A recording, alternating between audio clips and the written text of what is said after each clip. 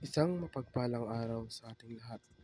Ako ang inyong lingkod, Elijah Polian Valdez, at welcome sa ating daily devotions. Ang ating verse for the day nasa ikalawang Timoteo chapter 2 verse 15.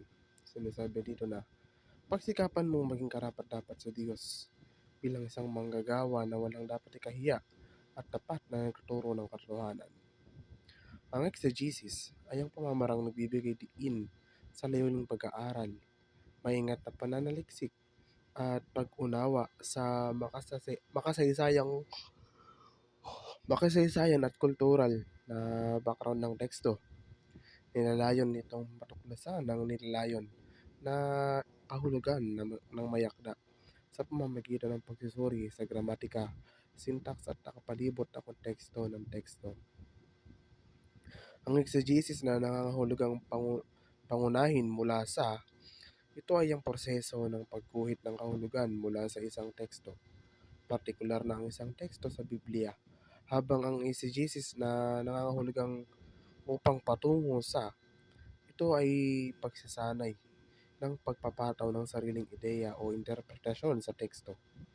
Ang exegesis sa pamamagitan ng pagtuon ng pansin sa orihinal na teksto at nilalayon ng kahulugan ay nakakatulong na magbantay laban sa exegesis na maaaring humantong sa mga maling interpretasyon at pansariling pagbabasa ng teksto.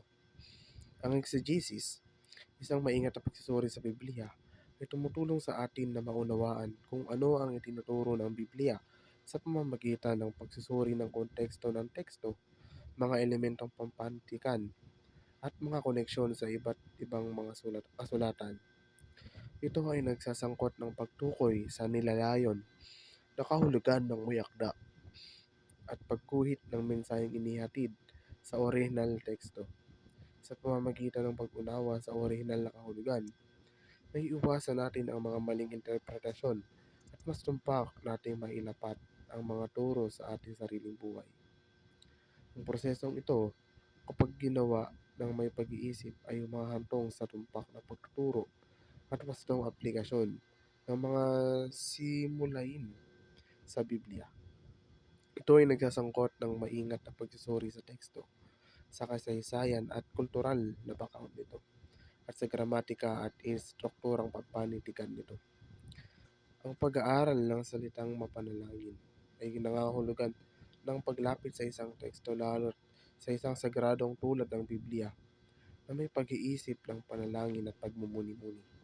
Kabilang dito ang pagbagal, pagninilay-nilay sa teksto, at paghahanap ng patnubay ng Diyos sa pag-unawa at pagkakapit ng mga turo nito.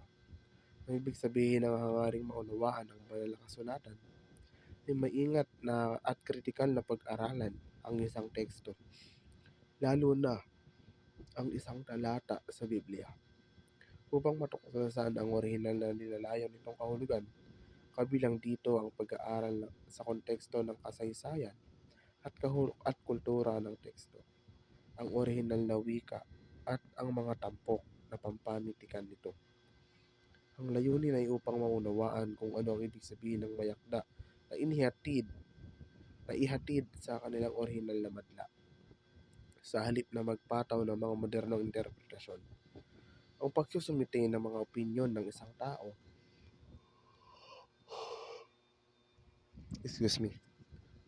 Ang pagsusumite ng mga opinyon ng isang tao sa katotohanan ng Diyos ay nagsasangkot ng paghahanay ng mga personal na paniniwala at pagkilos sa salita at kalooban ng Diyos.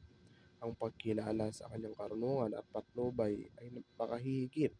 Kabilang dito ang mapagpakumbabang paghahanap sa kanyang katotohanan, pagsuko ng mga personal na hangarin, at pagpayag sa kanyang banal na espiritu na nagabayan at hikayatin ng isip at puso. Muli, ako ang inyong lingkod, Elijah Polian Valdez, at dito na nagtatapos ang aking daily devotions.